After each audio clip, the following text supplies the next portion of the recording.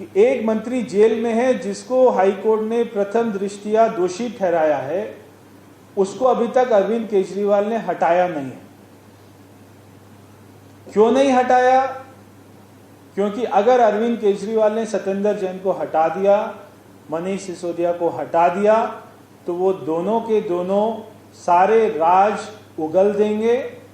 अरविंद केजरीवाल ने कैसे कैसे पैसा के लिए फाइल पर साइन करने के लिए बोला, किन किन लोगों के पास गया पैसा, विजय नायर का इस पूरी पॉलिसी बनाने में क्या रोल है, कौन वहां से तेलंगाना से लोग आते थे प्राइवेट प्लेन में, कोई जवाब नहीं दे पाए। तो मेरा मनीष सिसोदिया जी से ये उनको फ्रेंडली एडवाइस है कि सत्येंद्र जैन की हालत देख लीजिए, बेचारा अपनी याददाश्त भी भूल चुका है।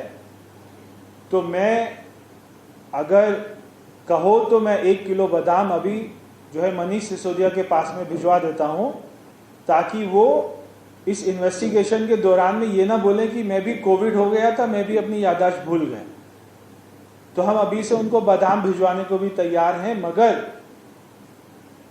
मेरी मनीष सिसोदिया को फ्रेंडली एडवाइस है कि आप सत्येंद्र जैन की हालत देख लो, बेचारा आज बोल भी नहीं पा रहा है, ठीक से चल भी नहीं पा रहा है।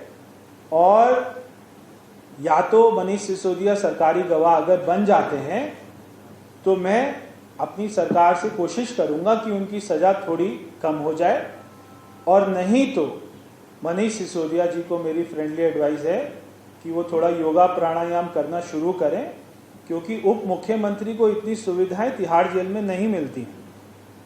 सत्येंद्र जैन की हालत हम देख ही रहे हैं। तो ये सारा घपला था जो आज पूरे दुनिया देख रही है, यही आपके सामने मुझे रखना था। ये पिक्चर आपके सामने अभी हम आपको दे देंगे। बहुत एक कोई मनीष सिसोदिया का ओएसडी है, कोई 75 साल के बुजुर्ग हैं, वो ये सारा कैश का हिसाब किताब रखते थे।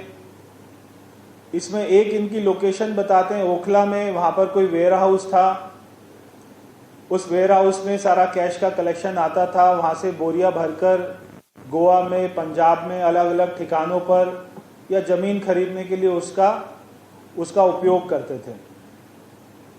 मगर मेन विलन इसमें सिसोदिया हैं, क्योंकि जो डायरेक्टर प्रोड्यूसर हैं पिक्चर के, उन्होंने अपने आप को इसमें किसी भी रोल से दूर रखा, क्योंकि देश के इतिहास में पहला मुख्यमंत्री है जिसके पास में कोई विभाग नहीं है।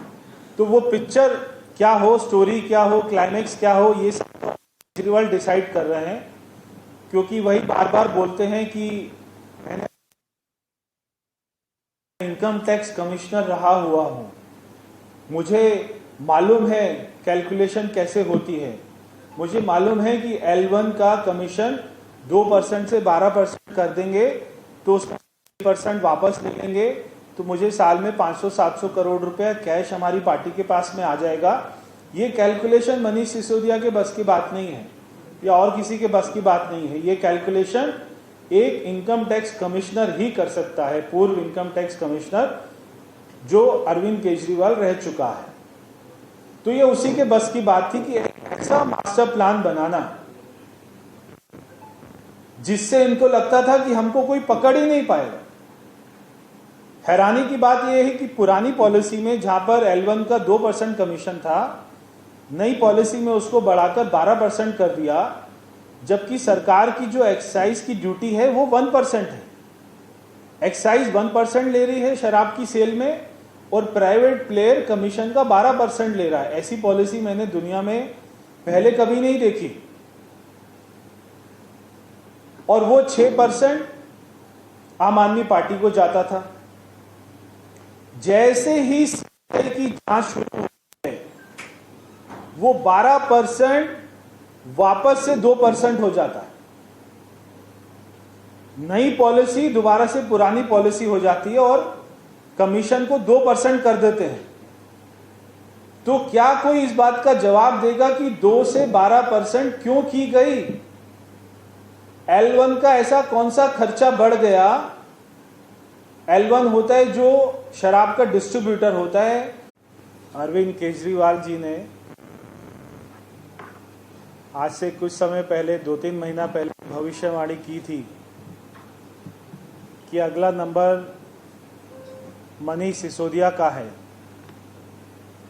आज जैसे ही मैं सुबह उठा तो वो भविष्यवाणी साबित हो गई। ऐसी एक भविष्यवाणी अरविंद केजरीवाल ने कुछ समय पहले की थी जब उन्होंने कहा था कि सत्येंद्र जैन जेल जाने वाला है।